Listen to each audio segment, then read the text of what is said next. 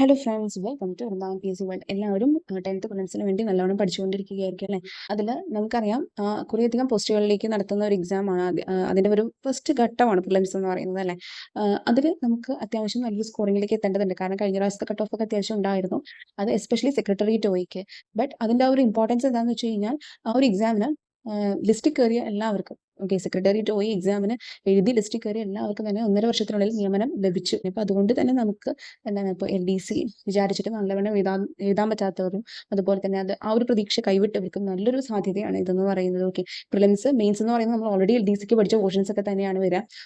അപ്പോൾ പ്രിലിംസിന് നമ്മൾ ജസ്റ്റ് ആ സിലബസ് പറഞ്ഞിട്ടുള്ള പോർഷൻസിലൂടെ ഒന്ന് കണ്ണോടിച്ചാൽ മതി. പക്ഷെ അത്യാവശ്യം നല്ല രീതിയിൽ തന്നെ നമുക്ക് ചെയ്യേണ്ടതുണ്ട്. കാരണം കുറേയധികം പേര് ഈ ഒരു ഇതിലേക്ക് അപ്ലൈ ചെയ്തിട്ടുണ്ട്. അപ്പോൾ നല്ലൊരു രീതിയിൽ തന്നെ നല്ലൊരു സ്കോറിംഗിലേക്ക് നമുക്ക് എത്തണം. ആ സ്കോറിംഗിലേക്ക് എത്താൻ ഇപ്പോൾ കറണ്ട് അഫയേഴ്സ് മാറ്റി നിർത്തി കഴിഞ്ഞാൽ ബാക്കിയുള്ളതൊക്കെ സിലബസിൽ പറഞ്ഞിട്ടുള്ള പോർഷൻസ് അതിനനുസരിച്ചുള്ള SCRT ചാപ്റ്റേഴ്സ് ഒക്കെ അത്യാവശ്യം കവർ ചെയ്താൽ തന്നെ നമുക്ക് ലഭിക്കും. ഒപ്പം ഒരു റാങ്ക് ഫയലും കൂടെ വെച്ചിട്ട് ചെയ്താൽ നല്ലത് തന്നെയായിരിക്കും. അതിൽ ഏറ്റവും കൂടുതൽ നമ്മൾ മിക്കവർക്കും ഒരു ബുദ്ധിമുട്ടുള്ള ഒരു ഏരിയയാണ് സയൻസ് എന്ന് പറയുന്ന ഒരു വിഭാഗം കേട്ടോ. സയൻസ് എന്ന് പറയുന്നത് കാരണം +1 +2 ആ ഒരു സ്ട്രീം എടുക്കാത്തവർക്ക് അതൊരു ബുദ്ധിമുട്ടായിട്ട് തോന്നാം. നമുക്ക് SCRT പാഠഭാഗങ്ങൾ മാത്രം നല്ല രീതിയിൽ നോക്കിയാൽ തന്നെ സയൻസിൻ്റെ ഏരിയ അത്യാവശ്യം നല്ല രീതിയിൽ തന്നെ സ്കോർ ചെയ്യാൻ പറ്റും. കാരണം ഇപ്പോൾ LDCക്ക് ചോദിച്ച പല ചോദ്യങ്ങളും ഡയറക്റ്റ് ആയിട്ട് SCRT എന്നുള്ളത് തന്നെയായിരുന്നു. അത്യാവശ്യം ഈ ഒരു ടൈമിൽ നമുക്ക് SCRT കവർ ചെയ്ത് തന്നെ നോക്കാം. കാരണം NCERT എന്ന് പറയുന്നത് കുറച്ചും കൂടി ഹൈ ലെവലാണ്.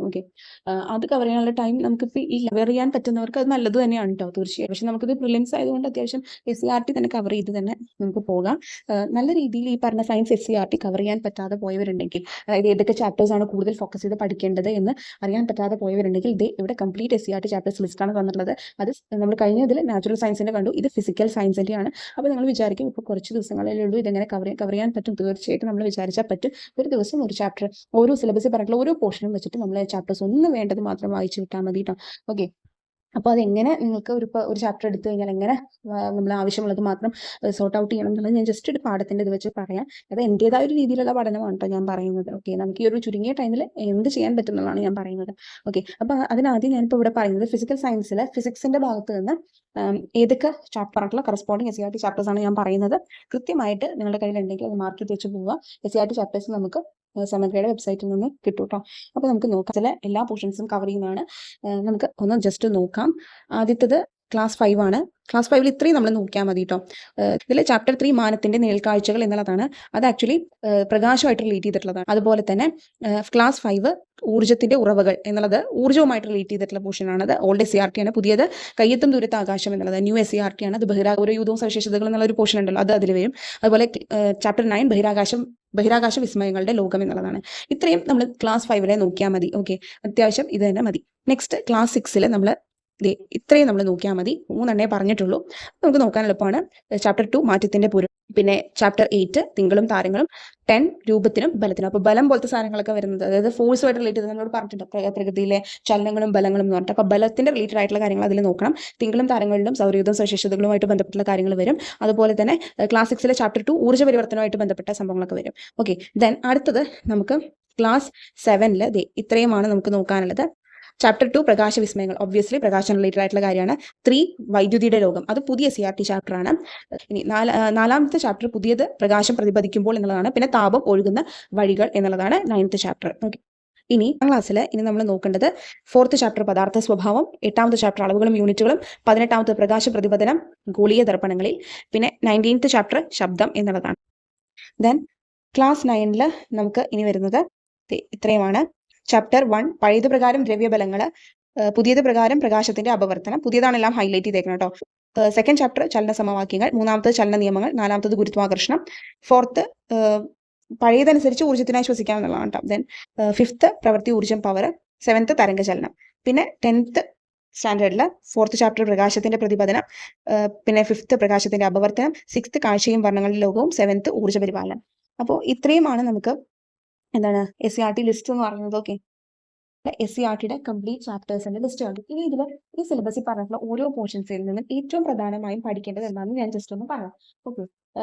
അതിൽ ആദ്യത്തെ നമുക്ക് ദ്രവ്യവും പിണ്ഡവും എന്നുള്ളതാണ്. ഈ ദ്രവ്യവും പിണ്ഡത്തിൽ നമ്മൾ ഒബ്വിയസ്ലി ആദ്യം പറയുന്നത് ആ ഒരു ഡിഫറെൻറ്റ് സ്റ്റേറ്റ്സ് ഓഫ് മാറ്റർ അതിൻ്റെ സ്പെഷ്യാലിറ്റീസ്. ഇപ്പോൾ ലാസ്റ്റത്തെ പറഞ്ഞതിൻ്റെയൊക്കെ ഒന്ന് ശ്രദ്ധിക്കുക. Especially Bose Einstein condensate, quark gluon plasma, Jahn Teller metal, ഇതൊക്കെ ഒന്ന് ശ്രദ്ധിക്കുക. പിന്നെ പ്ലാസ്മ, നമ്മളുടെ ഫോർത്ത് സ്റ്റേജ് ഉണ്ടല്ലോ, അതും ഒന്ന് ശ്രദ്ധിച്ച് നോക്കി വെക്കണം കേട്ടോ. അത് ഇമ്പോർട്ടൻ്റ് ആണ്, അതുകൊണ്ടാണ് അങ്ങനെ പറഞ്ഞത്. ഓക്കെ. മാത്രമല്ല അതിൽ നമ്മൾ യൂണിറ്റുകൾ ഇപ്പോൾ ദ്രവ്യം പഠിക്കുന്നതോടൊപ്പം തന്നെ യൂണിറ്റും അളവുകളും ഒക്കെ ഒന്ന് ജസ്റ്റ് SI യൂണിറ്റുകൾ എല്ലാത്തിനെയും നോക്കുക. അതിന്റെ നൊട്ടേഷൻസും കൃത്യമായിട്ട് നോക്കുക. ഇപ്പൊ ലൂമിനസ് ഇന്റൻസിറ്റി എന്ന് പറയുന്നത് പ്രകാശ തീവ്രത. ഓക്കെ, അതിന്റെ SI യൂണിറ്റ് അല്ലെങ്കിൽ എന്താണ് അതിന്റെ യൂണിറ്റ് എന്ന് പറയുന്നത് കാൻഡിലാണ്. അതിന്റെ നൊട്ടേഷൻ CD ആണ്. അപ്പോൾ സ്മോൾ CD ആണ്. ചിലപ്പോൾ നമുക്ക് ക്യാപിറ്റൽ തന്നിട്ട് ഇങ്ങനെ തരും. ഓക്കെ, സ്മോൾ C തന്നിട്ട് ക്യാപിറ്റൽ D എങ്ങനെ വേണമെങ്കിലും തരാം. അപ്പോൾ അതൊക്കെ ഒരു പോസിബിലിറ്റി ആണ് നമുക്ക്. ഓക്കെ, അപ്പോൾ അങ്ങനത്തെ കാര്യങ്ങൾ, അളവുകളും യൂണിറ്റുകളും, അടിസ്ഥാന യൂണിറ്റ്, ഇപ്പൊ നീളം, സമയം, അതിന്റെയൊക്കെ കാര്യങ്ങളുണ്ട്. അതൊക്കെ ഒറ്റ നിമിഷം കൊണ്ട് നമുക്ക് ജസ്റ്റ് മനസ്സിലാക്കാവുന്നതേ ഉള്ളൂ. ഓക്കെ, ദെൻ നെക്സ്റ്റ് പിണ്ഡം എന്ന് പറയുന്നത് ബേസിക് ആയിട്ട് മനസ്സിലാക്കുക. മാസ് എന്ന് പറയുന്ന ആ ഒരു ഗുണം എന്താണ് നൽകുന്ന ആ ഒരു കണം ഏതാണ് എന്നൊക്കെ നമുക്ക് മനസ്സിലാക്കി വെക്കണം. അത് ഹിഗ്സ് ബോസോൺ ആണ്. അപ്പോൾ ഇതൊക്കെ നിങ്ങൾക്ക് അറിയാവുന്ന കാര്യങ്ങൾ ആയിരിക്കും. അറിയുന്നവരുണ്ടാകാം, അറിയാത്തവരുണ്ടെങ്കിൽ ജസ്റ്റ് ഒന്ന് മനസ്സിലാക്കുക കേട്ടോ. അതൊക്കെ നമ്മളിപ്പോൾ ഒരു റാങ്ക് ഫയൽ നോക്കിയാൽ അതിൽ ബേസിക് ആയിട്ട് ഫാക്ട്സ് ആയിട്ട് പറഞ്ഞിട്ടുണ്ട് ഇതൊക്കെ. ഓക്കെ, ദെൻ നമുക്ക് എന്താണ് മാസം എന്നുള്ളതൊക്കെ നിങ്ങൾക്ക് അറിയാമായിരിക്കും. മാസം വെയിറ്റ് തമ്മിലുള്ള ഡിഫറൻസ് എന്താണ് എന്നുള്ളതൊക്കെ നിങ്ങൾക്ക് അറിയാമായിരിക്കും. ഇതിൽ ഡയമെൻഷണൽ ഫോർമുലയും നിങ്ങളൊന്ന് നോക്കിക്കുന്നത് നല്ലതായിരിക്കും. കാരണം ഡയമെൻഷണൽ ഇതും ചോദിക്കുന്നുണ്ട് നമുക്ക്. ഇപ്പോൾ 10th പ്രിലിംസിന്റെ കുറേ സ്റ്റേജസിൽ കഴിഞ്ഞതിലൊക്കെ ഡയമെൻഷണൽ ഫോർമുലയൊക്കെ വെച്ചിട്ട് ചോദിച്ചിട്ടുണ്ട്, എനർജിയുടെ ഒക്കെ. അത് നിങ്ങൾക്ക് എല്ലാവർക്കും അറിയാമായിരിക്കും എന്ന് ഞാൻ വിചാരിക്കുന്നു. ഇപ്പോൾ ഫ്രിക്റ്റും മനസ്സിലാക്കാൻ പറ്റുന്നില്ല എന്നുള്ളത് വിട്ടേക്ക്. കാരണം ഇപ്പോൾ ഇത് ഭയങ്കരമായിട്ട് ഇതിൽ കിടന്ന് കുറേ സമയം കളയണ്ട. ഓക്കെ, ദെൻ പ്രവൃത്തിയും ഊർജവും, വർക്ക്, എനർജി, അതുപോലെ ഊർജവും അതിന്റെ പരിവർത്തനവും, ഇതും വളരെയധികം ഇമ്പോർട്ടൻ്റ് ആണ്. അപ്പോൾ അതിൻ്റെയൊക്കെ ഡെഫിനേഷൻസ് കൃത്യമായിട്ട്, എന്താണ് എനർജി, എന്താണ് പവർ, ഓക്കെ, എന്താണ് വർക്ക്, അതുപോലെ തന്നെ അതിന്റെ ഇക്വേഷൻസ്, അതിന്റെ യൂണിറ്റ്, ഇതൊക്കെ ഒന്ന് കൃത്യമായിട്ട് നോട്ട് ചെയ്ത് വെക്കണം കേട്ടോ. കാരണം വളരെയധികം ചോദിക്കാം, എന്താണ് ഗതികോർജം, എന്താണ് സ്ഥിതികോർജം, എങ്ങനെയാണ് ഇത് പരിവർത്തനം ചെയ്യപ്പെടുന്നത്. മെയിനായിട്ട് പ്രവൃത്തി, ഊർജ്ജം, പവറിൻ്റെയൊക്കെ ഗണിത പ്രശ്നങ്ങളൊക്കെ ഒന്ന് നോക്കുന്നത് നല്ലതായിരിക്കും കേട്ടോ. പിന്നെ താപവും ഊഷ്മാവും എന്നുള്ളത് എന്താണ്, ഊഷ്മാവ് എന്താണ്, what is the difference between these എന്നുള്ളത് കൃത്യമായിട്ട് മനസ്സിലാക്കാം. ഇത് തന്നെ സ്റ്റേറ്റ്മെന്റ് ആയിട്ട് തരും. താപത്തിന്റെയും ഊഷ്മാവിന്റെയും തന്നിട്ട് അതിന്റെ SI യൂണിറ്റുകൾ, എന്താണ് ഹീറ്റ് എന്ന് പറയുന്നതാണ് താപം, അതിന്റെ SI unit joule. Okay, then പിന്നത്തെ അതിന് എന്നാൽ നമുക്ക് കലോറിയും ഉപയോഗിക്കാം താപം കണക്കാക്കാൻ. ഒരു കലോറി 4.2 ജൂളാണ്. ഇതൊക്കെ ബേസിക് ആയിട്ടുള്ള ഫാക്ട്സാ. ഓക്കെ, ദെൻ ടെമ്പറേച്ചറിൽ നമുക്കറിയാം ഡിഗ്രി സെൽഷ്യസ്. സാധാരണയായിട്ട് ഉപയോഗിക്കുന്നതാണെങ്കിലും SI യൂണിറ്റ് കെൽവിൻ ആണ് അല്ലെ. അതിൽ ഫാരൻഹീറ്റ് സ്കെയിൽ ഉണ്ട്. ഇതിന്റെ കൺവേർഷൻ ഇക്വേഷൻസ് മസ്റ്റ് സ്റ്റഡിയാണ്, തീർച്ചയായിട്ടും പഠിക്കണം. താപവും ഊഷ്മാവും, അതുപോലെ താപം പ്രേഷണം ചെയ്യപ്പെടുന്ന രീതി, എങ്ങനെയാണ് ഹീറ്റ് ട്രാൻസ്മിഷൻ, നമ്മൾ പറയുന്ന ചാലനം, സംവഹനം, ഓക്കെ, വികിരണം, ഇത് കൃത്യമായിട്ട് മനസ്സിലാക്കുക. ഏത് അവസ്ഥകളിലാണ് ഇത് കൂടുതലും നടക്കുന്നത്. പ്രകൃതിയിലെ ചലനങ്ങളും ബലങ്ങളും വളരെ ഇമ്പോർട്ടൻ്റ് ആണ്. ഡിഫറെന്റ് ടൈപ്സ് ഓഫ് ഫോഴ്സസും മോഷൻസും നിങ്ങൾ പഠിച്ചിരിക്കണം മസ്റ്റായിട്ട്.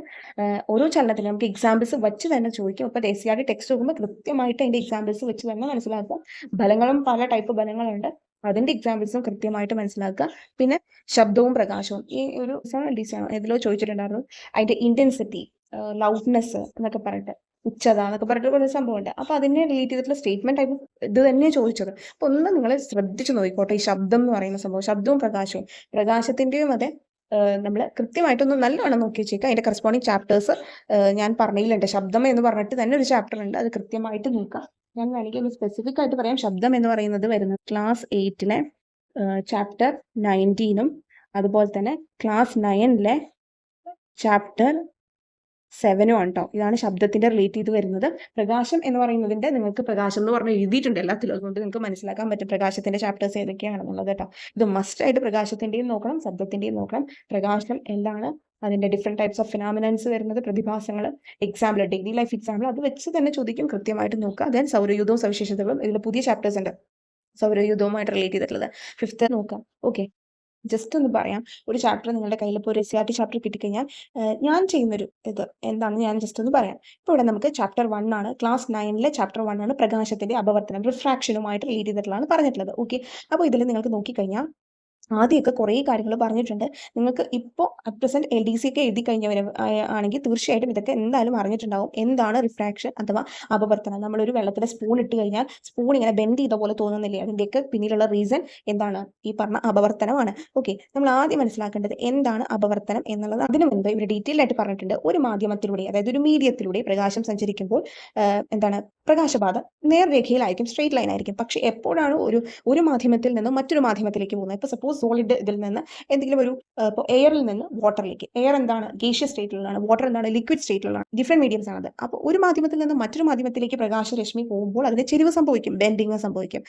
ആ ബെൻഡിങ് സംഭവിക്കുന്നത് ഈ മാധ്യമങ്ങളെ തമ്മിൽ വിഭജിക്കുന്ന ഒരു സെപ്പറേഷൻ ഉണ്ടല്ലോ, അവിടെ വെച്ചിട്ടാണ് അതിന് വ്യതിയാനം സംഭവിക്കുക.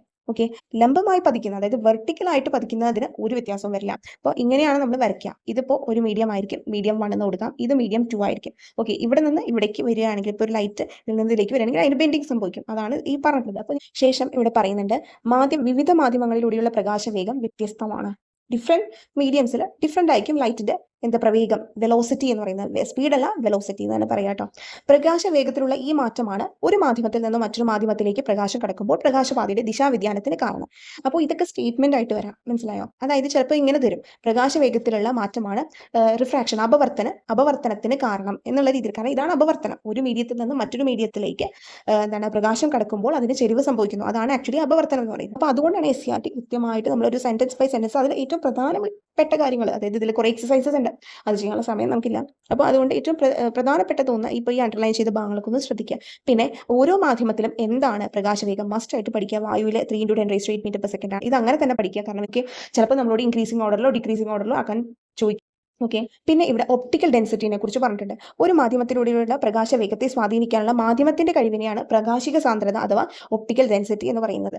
ഓക്കെ, അപ്പോൾ അത് കൃത്യമായിട്ട് മനസ്സിലാക്കുക. അതെ, ഇവിടെ പ്രകാശിക സാന്ദ്രത കൂടി വരുന്ന വിധത്തിൽ ക്രമീകരിക്കാനൊക്കെ പറഞ്ഞിട്ടുണ്ട്. അതിനുള്ള ഹിന്റാണ് ഇവർ തന്നിട്ടുള്ളത്. പ്രകാശിക സാന്ദ്രത കൂടിയ മാധ്യമത്തിൽ പ്രകാശത്തിന്റെ വേഗം കുറവായിരിക്കും. ഇൻവേഴ്സ് റിലേഷൻ ആണ്. അതായത് ഒപ്റ്റിക്കൽ ഡെൻസിറ്റി കൂടുതലാണെങ്കിൽ അവിടെ പ്രകാശത്തിന്റെ വേഗത കുറവ്, ഒപ്റ്റിക്കൽ ഡെൻസിറ്റി ഉള്ളതിന് പ്രകാശ വേഗത കൂടുതലായിരിക്കും. അത് വെച്ചിട്ടാണ് ഇതിവിടെ ഒരു ഇത് തന്നിട്ടുള്ളത്. കണ്ടോ, പൂർത്തിയാക്കാൻ പറഞ്ഞിട്ട് ഈ സാധനം ഇങ്ങനെ തന്നെ ചോദിക്കും. അതുകൊണ്ടാണ് ഞാനിത് പറയാൻ കാരണം.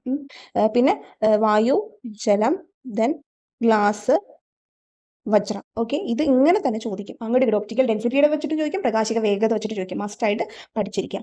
ദെൻ ഇതിൽ അപവർത്തനം എന്താന്ന് പറഞ്ഞിട്ടുണ്ട്, അതിന്റെ എക്സാമ്പിൾ ആണ് പറഞ്ഞിട്ടുള്ളത്. ആ എക്സാമ്പിൾ ഒന്ന് ജസ്റ്റ് മനസ്സിലാക്കുക. സ്പൂൺ ബെൻഡ് ചെയ്യുന്നതും സ്ട്രോ ഒരു ഇതിൽ ഇട്ട് കഴിഞ്ഞാൽ ബെൻഡ് ചെയ്യുന്നതായിട്ട് തോന്നുന്നതും ഒക്കെ അതിന് കാരണമാണ്. ഓക്കെ, പിന്നെ ഇവിടെ എന്താണ് റിഫ്രാക്ഷൻ എന്ന് കൃത്യമായിട്ട് പറഞ്ഞിട്ടുണ്ട്, അത് കൃത്യമായിട്ട് പഠിക്കുക. ഓക്കെ, ദെൻ നമുക്ക് അപവർത്തനാംഗം എന്ന് പറഞ്ഞിട്ടൊരു സാധനമുണ്ട്. അതായത് റിഫ്രാക്റ്റീവ് ഇൻഡെക്സ് എന്ന് പറയുന്നത് എന്താണെന്നുള്ളത് അത് കൃത്യമായിട്ട് മനസ്സിലാക്കുക. അതിന്റെ ഇക്വേഷനും കൃത്യമായിട്ട് നോക്കുക. ഓക്കെ, ഞാനിപ്പോൾ ഡീറ്റെയിൽ ആയിട്ടൊന്നും പറയാൻ ഉദ്ദേശിക്കുന്നില്ല, കാരണം എന്താണ് ഒരു ചാപ്റ്ററിൽ കൂടുതലായിട്ട് പഠിക്കേണ്ടത് എന്നുള്ളതാണ് ഞാൻ പറയുന്നത് കേട്ടോ. പിന്നെ ഇവിടെ വായു, ഗ്ലാസ്, ജലം, ഇതിന്റെ അപവർത്തനാംഗം ഒന്ന് പഠിച്ചു വെച്ചേക്കാം. വായുവിന്റെ ഒന്നാണ് ഏറ്റവും കൂടുതൽ എന്തിൻ്റെയാണെന്നും കൂടെ മനസ്സിലാക്കുക, കുറവ് എന്തിനാണെന്നും കൂടെ ഉള്ളത് മനസ്സിലാക്കി കൃത്യമായിട്ട് നോട്ട് ചെയ്ത് വെച്ചേക്കുക.